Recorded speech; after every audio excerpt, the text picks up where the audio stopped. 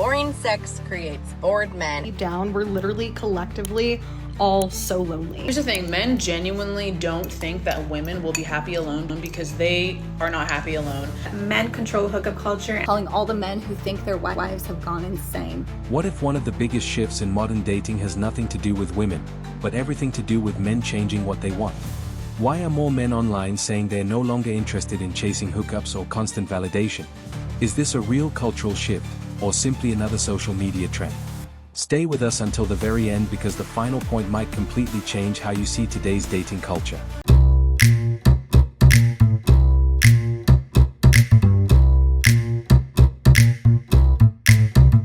Women would say that men control hookup culture and it's men's fault. That's false. Hookup culture is actually women that control it. We control hookup culture because we're the gatekeepers of sex. And if guys aren't getting it, then they're gonna have to commit. That's just how it is. So the faster women realize that, the better it is, and the sooner this hookup culture ends. Simple. Over the past few years, a growing number of podcasts, YouTube channels, and social media discussions have focused on one recurring topic. Many men say they're becoming less interested in casual dating and more interested in building stable, meaningful lives. Calling all the men who think their wives have gone insane. Your wife is probably between the age of 35 and 45.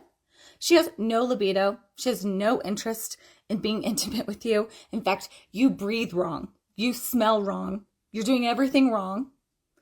She has no motivation. She's tired all of the time, not just as an excuse at night, but literally tired all the time she's taking naps. She never did that before. You're wondering, where did my wife go? She doesn't participate in any of the hobbies that used to light her up. You don't remember the last time you have seen her lit up. She complains a lot about her body aching. She's taking a lot of ibuprofen, maybe a little extra wine. She just feels and looks meh. And doesn't seem like any amount of romance, helping around the house, motivation, nothing you do is helping. Maybe you're even already going to marriage counseling because she thinks it's you. She probably already went to her doctor and asked for help with libido and her tiredness and all of it. And her doctor probably said, it's probably your marriage. And so then she came home and signed you up for marriage counseling. Or maybe I'm talking to the man that it's too late and you're hearing this after you've been separated or divorced. This is perimenopause. It is destroying relationships because nobody, no doctors, not the women and not the men, know that this is happening. And everyone is blaming the husband and the relationship. So I want to hear your story. Share in the comments what has been going on. Did you know about perimenopause? Does all of this sound like your wife? Let's figure it out together. For some, this change is about priorities. Instead of measuring success by attention or dating experiences, they talk about careers, financial independence, physical health, and long-term goals. Boring sex creates bored men, and bored men create unhappy women. This is what quietly kills relationships, guys. Most women blame stress, kids, lack of date nights, but the real killer is far more intimate. It's the predictable, low effort, going through the motions sex. You show up tired. You're not really in the mood. You do the same routine and wait for it to be over. And then you wonder why the spark died and your relationship is slowly falling apart. Boring sex doesn't just bore him. It kills attraction. It kills emotional connection. And worst of all, it kills your own happiness and feminine energy. But the woman who is an absolute freak in bed, she becomes exciting, magnetic, and addictive. Her man doesn't just want her. He craves her. He thinks about her during the day, pulls her in close at night, stays obsessed with her because she keeps the fire burning hot. And in return, she feels more powerful, more confident, more alive, and more desired. Supporters of this mindset argue that constantly chasing validation can become exhausting. They believe happiness comes from creating a life that feels fulfilling with or without a relationship. Never have you heard of a man coming to the internet to watch videos to try to decipher his girlfriend's behavior. Never have you heard of a man rolled up in the fetal position in his bed crying because she's not texting back. Never do you hear of a man consulting with his friends about her hot and cold or confusing or mixed signals. It's women that do this for men. It's women that are constantly wasting their time trying to decipher a man's communication style or his lack of affection or his lack of interest or his lack of attention, because women also have a hard time with their ego when a man isn't choosing them. A man will never put in the same effort that you put in. In fact, most relationships are only in existence for an extended period of time because the woman keeps forgiving. And she keeps showing grace, and she keeps being patient. The moment a woman stops doing that is the moment that most relationships will be dissolved. Relationships with men are completely reliant on how much a woman wants to deal with. Not everyone agrees with that perspective. Others argue that social media often exaggerates these trends, making them appear much larger than they actually are. Here's the thing, men genuinely don't think that women will be happy alone because they are not happy alone. Has anybody ever seen the statistics about how women who are single live longer than men who are single? And that's primarily because women are responsible for the majority of the emotional, mental, and sometimes physical labor in a relationship or a family dynamic. I've been having this ongoing conversation with one of my guy friends, and he knows that he is actively settling for the girl that he's dating. He said to me the other day, yeah, there's gonna come a time when you're gonna have to settle. I said, settle for what? I don't need a man. Like, of course I want to have a relationship and a family and all those things, but at what cost? Like, we've all watched our mothers and our grandmothers slave away in these relationships for a man that doesn't really care about them, or maybe was even settling. I would rather be alone.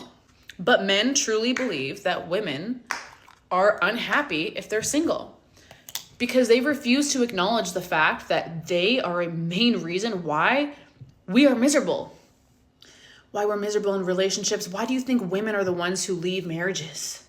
Because we're chronically unhappy with men who don't value us, who take us for granted, and who will admittedly and actively settle for us. No, thank you. One thing that has changed, however, is the conversation itself. More people are openly questioning whether modern dating expectations match what they actually want from a long-term partner.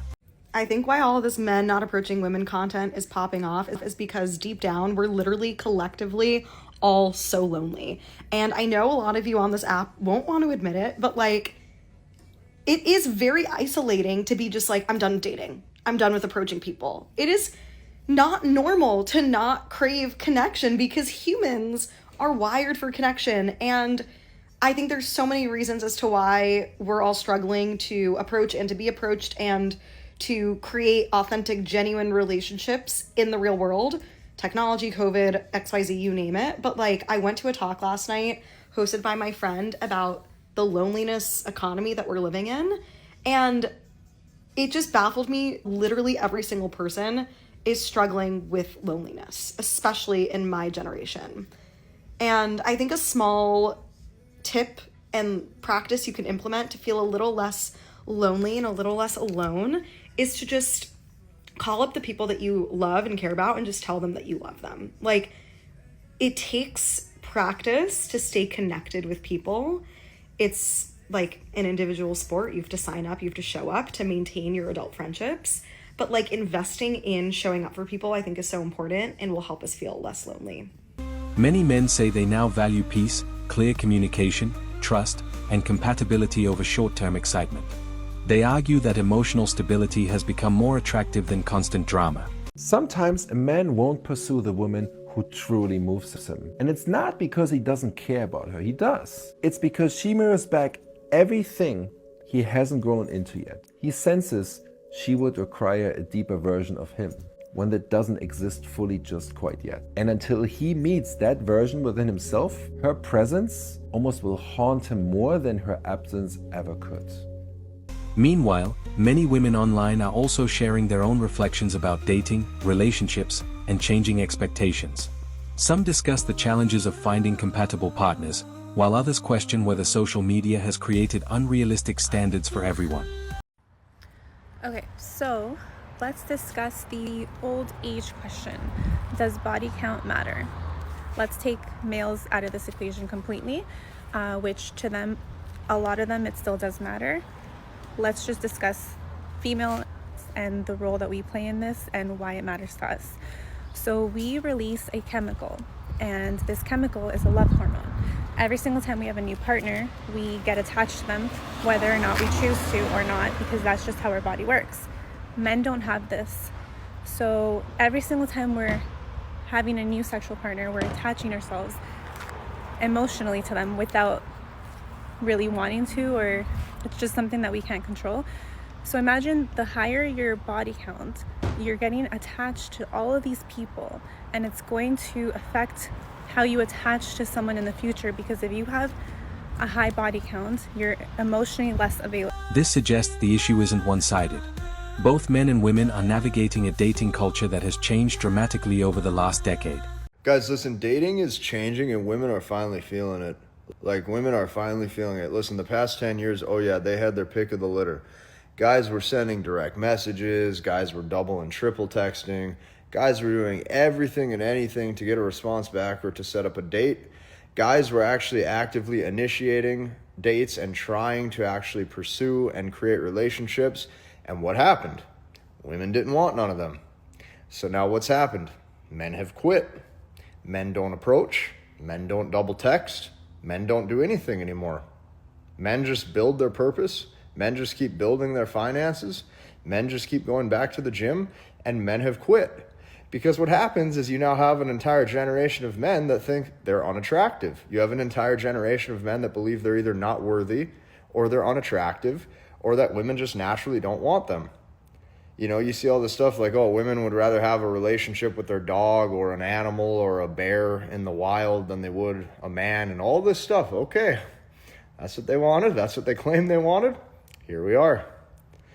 What you're going to actually notice, what's going to happen is women are going to most likely start within the next couple of years sending more choosing signals. Women are most likely going to start to pick up the phone and initiate phone calls first. Or what you're even going to see is women just might start even approaching first, because that's what we have actually came to now, is men have completely just quit. Some would say for good reason. As these conversations continue, more people seem to be asking the same question. What actually leads to a healthy, lasting relationship in today's world? It's come to my attention that there are women out there who willingly choose to be with men who don't make them come. Girl, get yourself a rose and leave that man. Why are you putting yourself through that miserable existence? You're telling me you enjoy his company so much that you're allowing him to not make you finish? Bullshit. We fought too hard for these rights to have them stripped from us and thrown in our face, okay? You're setting us back. You're better than that. Perhaps the biggest takeaway isn't that one side is winning or losing. It's that many people are rethinking what they value, what they are willing to accept, and what kind of life they want to build. Man goes to silence, the female body experiences chemical stress similar to hunger or a threat to survival. 1. A woman's psyche is tuned for connection. A woman's brain is especially sensitive to emotional distance. When a man goes silent, the same brain areas activate as during physical pain. For her, silence is not peace, it's a signal of danger. 2. Silence is perceived as a threat. From an evolutionary point of view, loss of connection meant isolation from the tribe and therefore a risk of death. That's why the body reacts with a release of cortisol. Even short-term ignoring in messages can trigger a strong hormonal spike. 3. The body reacts like it's starving. UCLA studies showed that when a woman feels emotionally disconnected, her body activates the same chemical processes as during hunger. That's why anxiety, clinginess, and irritability appear. The body asks for a dose of closeness. 4. A woman doesn't lose control. She's surviving. Rapid heartbeat, chest tightness, tension in the stomach. It's not drama, it's chemistry. Her body literally fights to restore connection because for the brain, closeness equals safety. 5. Men often don't realize the scale of the reaction. For him, silence is a way to be alone, to process emotions. For her, it feels like he's gone, disappeared, stopped existing. The brain perceives it as the loss of stability, hence the fear, panic, and fight for contact. 6. It's not weakness, it's biology. A woman isn't overreacting. She's losing the signal of safety. Her body triggers measurable reactions. Increased cortisol, lower serotonin, disturbed sleep. It's natural biochemistry, not emotional weakness. 7. Silence destroys trust. When it happens repeatedly, the brain creates an association, love equals danger, and every next distance causes even more anxiety. That's how emotional dependency forms. Even short pauses feels like a breakup. 8. A woman doesn't need words, she needs presence. She doesn't need explanations. She wants to feel the man is still there, even in silence, that he's not disconnecting. This activates oxytocin and reduces stress more effectively than any apology. 9. Understanding this is the key to harmony. When a man knows how her biochemistry works, he stops seeing her reactions as too emotional. He learns to give what truly heals: stability, connection, peace. That's what real maturity looks like. Write connection in the comments and I'll share how you can calm your nervous system and restore your inner safety even when he goes silent. And if this resonated deeply with you, DM me. I love connecting personally and holding space for women one-on-one. So here's the real question. If more people are choosing personal growth and peace before pursuing relationships, could that ultimately lead to healthier partnerships? Or will it make modern dating even more complicated? Men stopped playing by the rules, and now everyone's freaking out. Let's break down why silence has become the loudest move.